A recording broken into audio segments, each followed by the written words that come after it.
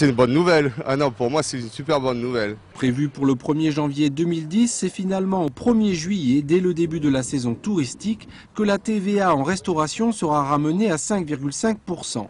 En contrepartie, les organisations professionnelles ont signé aujourd'hui, lors des États généraux, un contrat d'avenir avec l'État.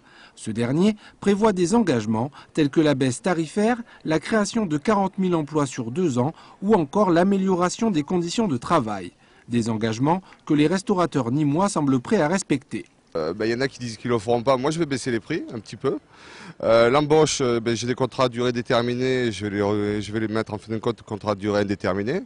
Et je pense que la prestation sera différente par rapport à la TVA 5,5. Et c'est vrai que ça va me faire du bien dans mes épinards, comme on dit, les beurres dans les épinards. Oui. Si un effort a été fait du côté de l'État, on sera quand même obligé de faire un effort, nous, vis-à-vis des restaurants et des prix qui sont affichés à l'heure actuelle.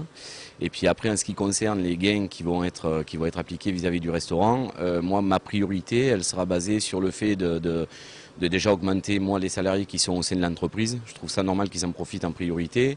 Après, en ce qui concerne les embauches, je suis pour, mais ma priorité sera là aussi d'embaucher un des apprentis que j'ai moi.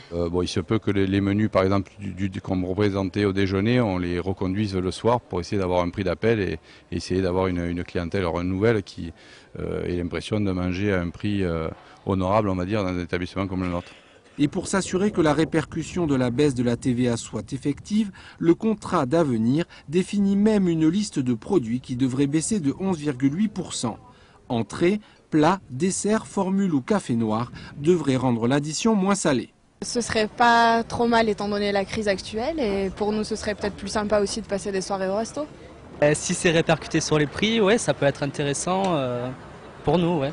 C'est bien, ça devrait entraîner forcément une baisse des tarifs et quelque part peut-être un renforcement du service. Une note qui sera un petit peu moins élevée et la possibilité d'aller encore plus souvent au restaurant.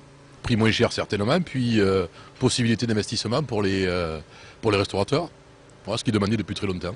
Reste que si cette baisse de la TVA est une révolution dans le monde de la restauration, elle a tout de même un coût pour l'État évalué à 2,5 milliards d'euros par an.